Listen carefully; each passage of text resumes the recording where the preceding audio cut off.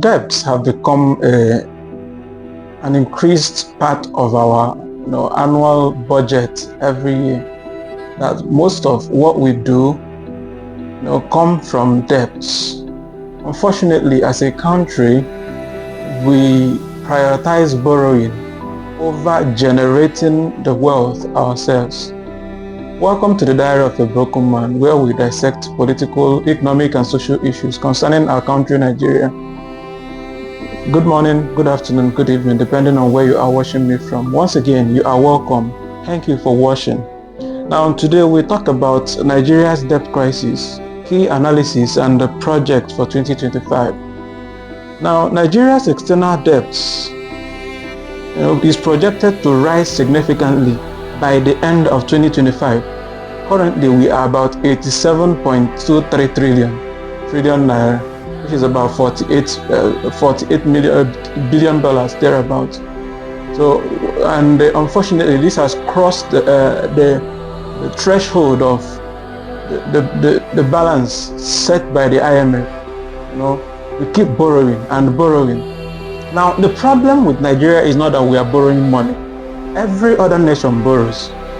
Europe borrows, America borrows. The problem is, where does this money go to? How is it spent? The accountability of these monies that are being borrowed year in, year out. Every market day, we hear a new amount borrowed for this and for that. And unfortunately, we've not been seeing the reality of what the money is being used for. That is why Nigerians are, a bit afraid of this continuous borrowing. Not that we are borrowing, every other nation borrows. But the problem is that Nigerians are not seeing the effects of the borrowing. If we are borrowing to, a kind of build infrastructures, seeable infrastructure, then Nigerians wouldn't be complaining. If we are borrowing to fund production, industries that will generate jobs and in fact generate more income for the country, more revenues for the country, then we wouldn't be, because as it stands now, every of our egg is placed in the oil, and that oil determines a lot of things for us. And the debts are calculated in euro, in dollars, American currency, not our currency. So it's the dwindling of the dollar going up. In fact, from 2015 up until now, dollar has tripled about 400%, from 2015 up until now.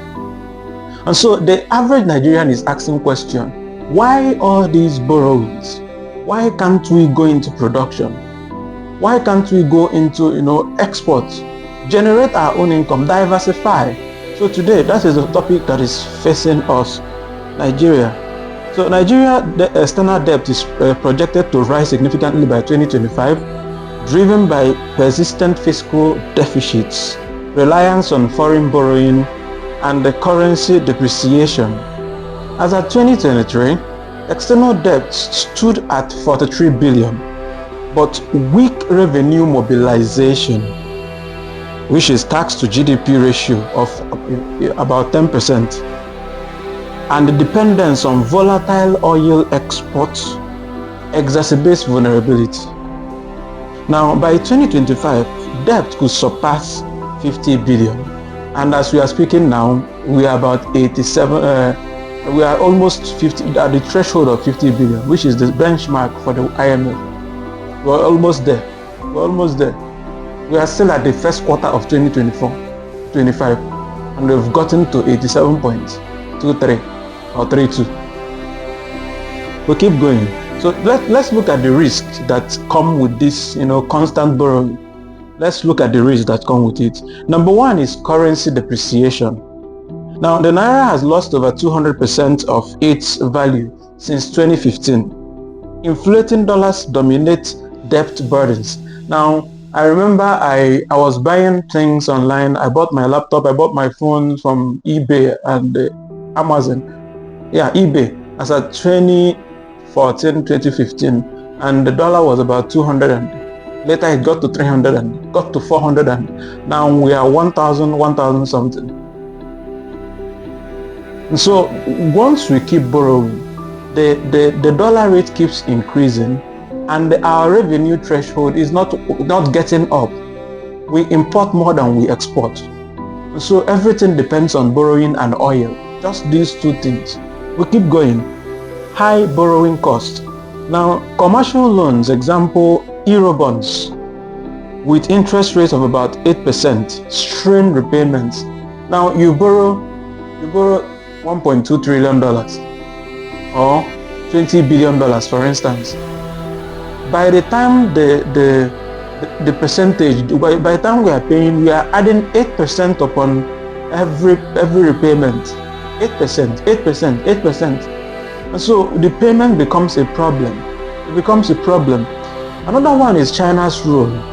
Now, Nigeria owes about $4 billion to China for infrastructure projects, raising concern about debt sustainability in Nigeria. So we borrowed to build infrastructure from China, the railway, light train, this, that from China, about $4 billion. Now, how are we going to pay? How are we going to pay these $4 billion we borrowed from China? And Nigerians are concerned about these things. Now, debt servicing versus capital expenditure. Now, debt servicing consumes a crippling share of government revenue, crowding out critical public investments. Example, 2023 budget and 2024 and 2025 budgets, as was presented in the Senate House the other day. Now, debt servicing took 96%. For example, in 2023, debt servicing alone took 96% of the money we borrowed. Debt servicing, 96%, leaving us with only 4% as a country of 200 and something million people. So we keep servicing debts every year. We keep servicing debts every year from nothing, just dependence on oil and the money borrowed. What is the impact of this constant borrowing and debt servicing versus capital expenditure? The impact is infrastructure, healthcare, and education spending stagnate. Now, as a country that wants to be among the supposed giant of Africa and a country that wants to be among other big nations, as we are supposed to be, because we got our independence in 1960, don't forget. So as a country that wants to be among these high earning nations and the industrial nations, our healthcare, our education, our infrastructure buildings are not showing it. These things are being stagnated because we have to repay the debt we borrowed. So the money that is supposed to be used to build, renovate schools, increase the funding of schools, because the school is the heart of every nation that wants to grow technologically. Any country that wants to grow technology, the school should be the major focus. Then healthcare, then infrastructures, electricity, and so on and so forth. But now our own focus is to pay debts. Now the question is, all these monies borrowed, where were they spent? Why are they not being accounted for? Who is in charge of accounting for this? For example, Nigeria's infrastructural gap exceeds $3 trillion, and the 40% of the population live in abject poverty. The last time, yesterday, we talked about multi-dimensional poverty in Nigeria and how many people can't even access education, healthcare. They don't even have a place to live. Those who live under the roof of either their father or their mother. So you can't even count them. The working population of Nigeria, the labor force of Nigeria, majority of them are still living with their parents because they can't afford to pay rent. They can't afford to buy houses. There's no credit system to do these things. So how does a nation run like this in a big 2025? So let's keep going. Without reforms, debt servicing could exceed 100% of revenue, forcing deeper austerity or borrowing. If we don't reform these things, we keep borrowing and we keep borrowing because nobody is asking questions. No one is. The worst thing that happened to Nigeria is the kind of youths we have, the kind of people we call our educated sect, because we have the educated sect that do not ask questions. They just follow, no questions asked. And it almost baffles me, because when you open Twitter, for instance, X, open Facebook, open Instagram, the kind of news that make rounds in Nigeria is not even something noteworthy. They are talking about one person that wants to be gay or wants to be this or that. They are talking about musicians who broke up with his wife, or they are talking about actors. They are talking about this. Nobody is talking about the actual government of the country. But in their sitting rooms, in the beer parlors, they are arguing about what they don't know. Why can't we begin to ask questions? Where are the intelligent people in Nigeria? Where are the gurus? Where are all those economic experts? Where are they? Where are they? Why are they not asking questions about these things? Or are they afraid? Why are we not asking questions as a nation? Why are we comfortable with the average? Not just average, with the poor. Because to get to average, there is a percentage you get, but now we are poor as a nation. Unfortunately, Nigeria as a country is not supposed to be mentioned among poverty, anything poverty, because of the kind of blessings we have of mineral, human, in fact, everything, natural resource, we have it in abundance. So we shouldn't be at par with anything poverty. But look at us. Look at us. Look where we are. So let's talk about IMF warning and austerity measures. Now, the IMF, International Monetary Funds, repeatedly flagged Nigeria's debt sustainability risk, urging structural reforms. They have been doing this. They have been doing this. Let me not talk about the warnings by Ngozi Okonjo-Iweala. Let me not talk about her constant outcry of the kind of borrowing we are doing in Nigeria. Her constant outcry. Let me not talk about other people who are shouting about this, or Hariri and so on. Now, listen to their key warnings. 2023 to 2024 now.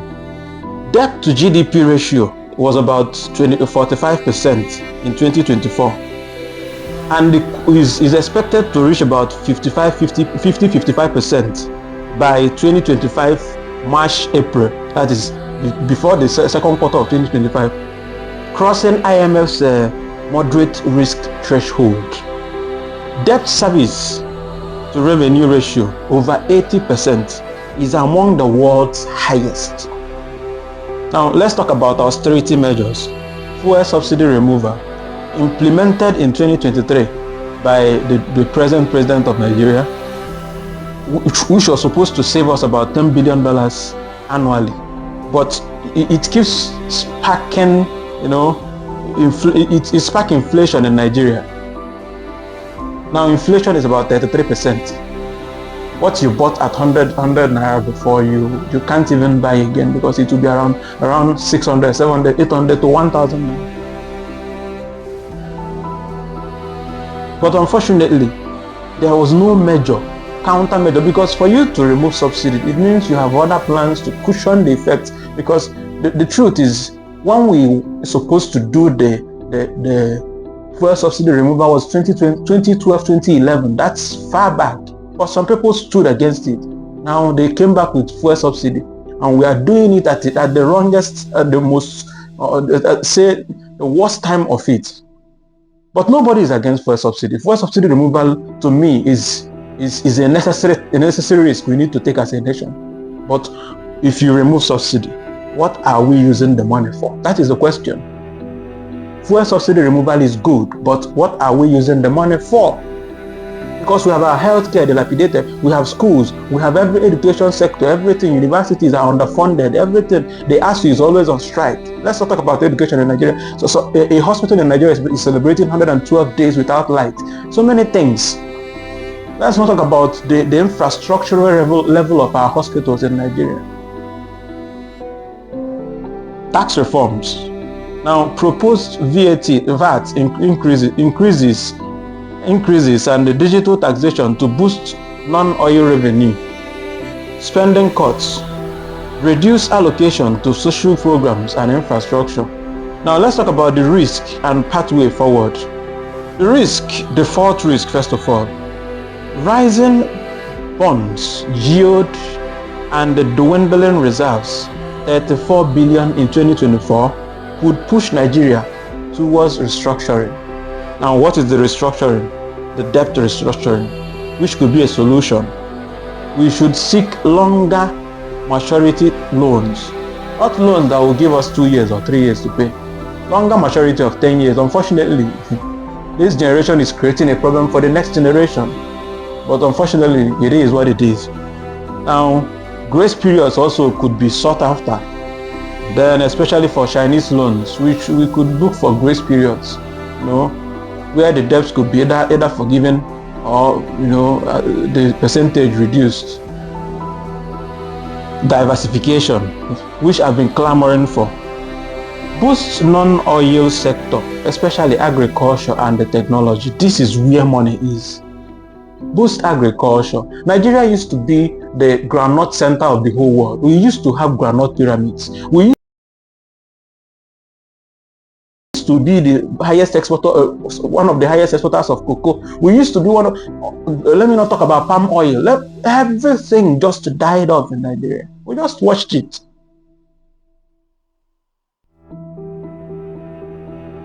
In 2025, and I wonder the progress we are making as a nation, because every interest, every focus seems to be on just this oil. Everybody wants to take a cut from the oil money. And the same people who have almost the same amount of oil with us, the Saudi Arabia and the UAE, are building heaven on earth.